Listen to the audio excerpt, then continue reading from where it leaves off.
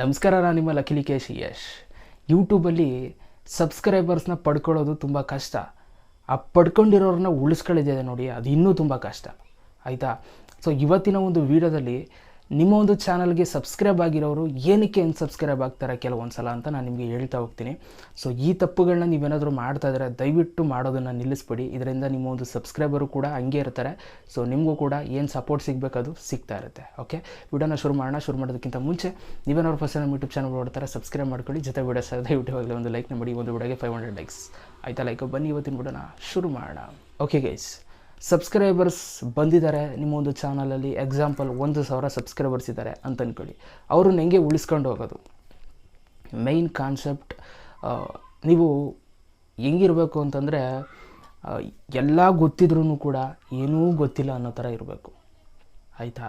So ನನಗಿದು ಗೊತ್ತಿದೆ, ನಾನೇ ಕಣೋ, ಇಲ್ಲಿ ನನಗೆ ಗೊತ್ತಾಯ್ತೆ ಕಣೋ, ನಿನಗೆ ಗೊತ್ತಿಲ್ಲ ಕಣೋ, ಈ ಥರ ಕ್ಯಾರೆಕ್ಟ್ರಲ್ಲಿ ಇದ್ದರೆ ನೋಡಿ, ಆ 1,000ದಲ್ಲಿ 100 ಜನ ಕಳ್ಕೊಳ್ಳೋದು ಪಕ್ಕ ನೀವು. ಆಯಿತಾ?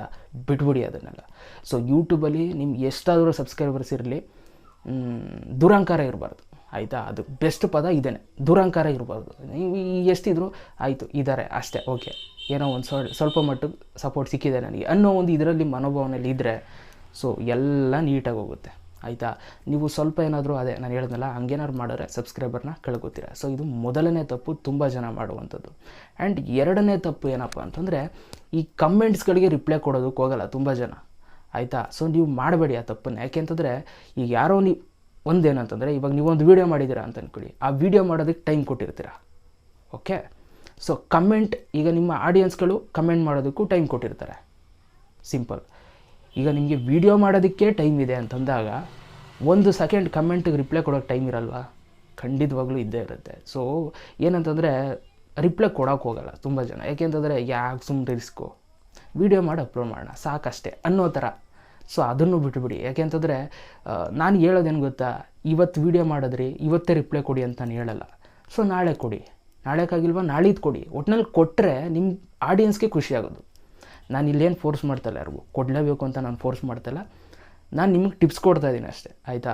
ಸೊ ಕೊಡೋದು ಬಿಡೋದು ನಿಮಗೆ ಬಿಟ್ಟಿದ್ದು. ನೀವು ಕೊಡೋದು ಬಿಡೋದು ಅದು ನಿಮ್ಮ ಒಂದು ಚಾನಲ್ ಮೇಲೆ ಇದು ಪರಿಣಾಮ ಬೀರುತ್ತೆ. ಆಯಿತಾ? ಸೊ ನಾನು ಹೇಳೋದೇನು ಅಂತಂದರೆ, ಮನಸಾರೆ ಹೇಳ್ತಾ ಇದ್ದೀನಿ. ಯಾಕೆಂತಂದರೆ ನಾನು ಎಕ್ಸ್ಪೀರಿಯೆನ್ಸ್ ಮಾಡಿದ್ದೀನಿ. ನಾನು ಕಮೆಂಟಿಗೆ ರಿಪ್ಲೈ ಕೊಡ್ತೀನಿ. ಆ ಕಮೆಂಟಿಗೆ ರಿಪ್ಲೈ ಕೊಟ್ಟಾಗ ಅವ್ರು ಎಷ್ಟು ಖುಷಿ ಪಡ್ತಾರೆ ಅನ್ನೋದು ನನಗೆ ಗೊತ್ತು. ಸೊ ಆದ್ದರಿಂದ ನಿಮಗೂ ಒಳ್ಳೆಯದಾಗಲಿ ಅಂತ ಹೇಳ್ತಾ ಇದ್ದೀನಿ ಅಷ್ಟೇ. ಇದು ನಾನು ಯಾರಿಗೂ ಫೋರ್ಸ್ ಮಾಡು ಕೂಡ ಹೇಳೋಂಗಿಲ್ಲ, ನೀನು ಕಮೆಂಟಿಗೆ ರಿಪ್ಲೈ ಮಾಡಬೇಕು ಗುರು ನೀನು ಅಂತ.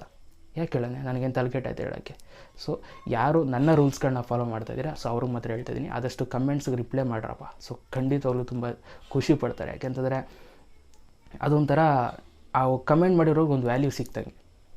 ಓಕೆ, ಸೊ ಟೈಮ್ ಮಾಡ್ಕೊಂಡು ಕಮೆಂಟ್ ಮಾಡಿ ಅಷ್ಟೇ ಅಷ್ಟೇ ಅಷ್ಟೇ ಅಷ್ಟೇ ಸಾಕು. ಅದ್ರ ಬಗ್ಗೆ ಇನ್ನು ನೆಕ್ಸ್ಟಿಗೆ ಹೋಗ್ತೀನಿ. ನೆಕ್ಸ್ಟು ಅದೇ ಬೇಸ್ಮೆಂಟ್ ಮೇಲೆ ಬರುತ್ತೆ. ಏನಂತಂದರೆ, ಲೈವ್ ಬಂದಾಗ ನೀವು ತುಂಬ ಜನ ಈ ಲೈವಲ್ಲಿ ಕಮೆಂಟ್ಸ್ನ ಸ್ಕಿಪ್ ಮಾಡೋದು ತುಂಬ ಜನ ಮಾಡ್ತಾರೆ. ಆಯಿತಾ?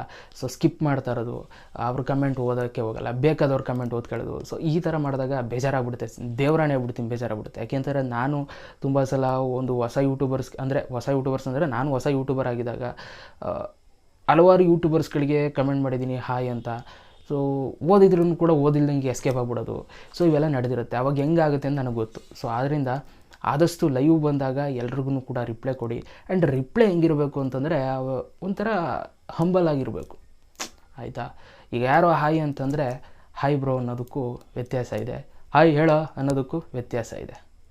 ಸೊ ಇದನ್ನು ನೋಡ್ಕೊಳ್ಳಿ ಅಷ್ಟೇ. ಅಂದರೆ ಏನು ಗೊತ್ತಾ, ಯೂಟ್ಯೂಬಲ್ಲಿ ಸಿಂಪಲ್, ನೀವು ಹೆಂಗಿರ್ತೀರಾ ಅದ್ರ ಮೇಲೆಲ್ಲ ಡಿಪೆಂಡ್ ಆಗ್ತಾ ಹೋಗುತ್ತೆ. ಸೊ ಆದಷ್ಟು ಒಳ್ಳೆ ಥರ ಇರೋದಕ್ಕೆ ಪ್ರಯತ್ನ ಪಡಿ. ನಾನೇನು ನಾಟಕ ಮಾಡಿ ಅಂತ ಹೇಳ್ತಾಯಿಲ್ಲ. ಆಯಿತಾ? ಇವಾಗ ನೀವು ನೋಡ್ಬೋದು, ನಾನು ಮಾತಾಡೋ ರೀತಿ ಹೆಂಗಿದೆ ಹಂಗೆ ನಾನು ಮಾತಾಡೋದು. ಓಲಾ ಬಾಲ ಹೋಯ್ತದೆ ಬರ್ತದೆ ಅಂತ ಅಂತೀನಿ. ನಾನು ಅಲ್ಲೆಲ್ಲ ಸ್ಟ್ಯಾಂಡರ್ಡ್ ಉಪಯೋಗ್ಸೋಕ್ಕೆ ಹೋಗಲ್ಲ. ಆ್ಯಂಡ್ ಬೇಕಾದಾಗ ಮಾತ್ರ ನಿಮ್ಗೆ ಎಲ್ಲಿ ಇಂಗ್ಲೀಷ್ ವರ್ಡ್ ಬೇಕು ಅಂದಾಗ ಮಾತ್ರ ಇಂಗ್ಲೀಷ್ ಪದ ಉಪಯೋಗಿಸ್ತೀನಿ. ಸುಮ್ಮನೆ ನಾನು ಇಂಗ್ಲೀಷಲ್ಲೇ ಹೊಡಿಬೇಕು ಅಂತೇನಿಲ್ಲ. ಸೊ ಮಾತಾಡ್ತೀನಿ, ನಿಮ್ಗೆ ಈಸಿಯಾಗಿ ಅರ್ಥ ಆಗುತ್ತೆ. ಒಂದು ಏನಂತಂದರೆ, ನಾವು ಎಕ್ಸ್ಪ್ಲೇನ್ ಮಾಡಬೇಕಾದ್ರೆ ಅದು ನೀಟಾಗಿ ಅರ್ಥ ಆಗಬೇಕು ಅಂತಂದರೆ ನಾವು ಕೆಳಗಡೆಗೆ ಇಳಿದು ಮಾತಾಡಬೇಕು. ಅಂದರೆ ಏನಂದರೆ, ಒಂದು 3rd ಕ್ಲಾಸ್ ಲ್ಯಾಂಗ್ವೇಜ್ ಅಂತಲೇ ಕಡೆ ಆ ಲೆವೆಲ್ಗೆ ಇಳಿದು ನಾನು ಮಾತಾಡಿದ್ರೆ ನಿಮ್ಗೆ ಅರ್ಥ ಆಗೋದು. ಸುಮ್ಮನೆ ನಾನು ಫುಲ್ಲು ಸ್ಟ್ಯಾಂಡರ್ಡಾಗಿ ನಾನು ಮಾತಾಡ್ಬಿಟ್ರೆ ಎಲ್ರಿಗೂ ಅರ್ಥ ಆಗ್ಬಿಡುತ್ತಾ, ಎಲ್ಲೆಲ್ಲೋ ವೀಡಿಯೋ ನೋಡ್ತಾ ಇರ್ತಾರೆ ಅಲ್ಲ. ಈಗ ಅದೇ ಪ್ಲಸ್ ಪಾಯಿಂಟು. ಆಯಿತಾ? ನೀವು ನಿಮ್ಮತನ ನೀವು ಬಿಟ್ಕೊಡ್ಬಾರ್ದು. ಓಕೆ, ನಿಮ್ಮ ಸ್ಟ್ಯಾಂಡರ್ಡ್ಗೋಸ್ಕರ ನಿಮ್ಮತನ ನೀವು ಬಿಟ್ಕೊಡ್ಬೇಡಿ. ಇವಾಗ ನಾನು ಏಕ್ದಮ್ 4 ನಿಮಿಷ ಇಂಗ್ಲೀಷಲ್ಲೇ ನಾನು ಮಾತಾಡ್ಬೋದು, ಆದರೆ ಮಾತಾಡೋಕೆ ಹೋಗಲ್ಲ. ಯಾಕೆ? ಅರ್ಥ ಆಗಲಿ ಎಲ್ರಿಗೂ, ನಮ್ಮವರಿದ್ದಾರೆ, ನಮ್ಮ ಅಕ್ಕಪಕ್ಕದ ಜನಗಳಿದ್ದಾರೆ ಅನ್ನೋ ಒಂದು ಭಾವನೆ ಅಷ್ಟೇ. ಸೊ ಇಷ್ಟು ಕತೆ. ಒಂದು ಯೂಟ್ಯೂಬಲ್ಲಿ ನೀವು ಸಬ್ಸ್ಕ್ರೈಬರ್ಸ್ ಹಂಗೆ ಉಳ್ಕೊಂಡಿರಬೇಕು ಅಂತಂದರೆ ಆದಷ್ಟು ಹಂಬಲ್ ಆಗಿರಿ, ಎಷ್ಟೇ ಬೆಳೆದಿದ್ರೂ ದುರಂಕಾರ ಬೇಡ ಅಷ್ಟೇ. ಇಷ್ಟನ್ನು ಹೇಳ್ತಾ ವಿಡಿಯೋ ಮುಗಿಸ್ತಾ ಇದ್ದೀನಿ. ಸೊ ನಿಮಗೇನು ಅನಿಸುತ್ತೆ, ನಾನು ಹೇಳಿದ ಮಾತು ನಿಜನಾ ಇಲ್ವಾ ಅಂತ ಕಮೆಂಟ್ ಬಾಕ್ಸಲ್ಲಿ ಕಮೆಂಟ್ ಮಾಡಿ.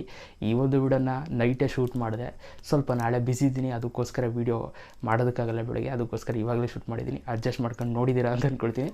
Thank you so much. ಮತ್ತೆ ಸಿಗ್ತೀನಿ. ಎಲ್ರಿಗೂ ಬಾಯ್, ಜೈ ಹಿಂದ್, ಒಳ್ಳೆಯದಾಗಲಿ ನಿಮ್ಮ ಚಾನಲ್ಗೆ.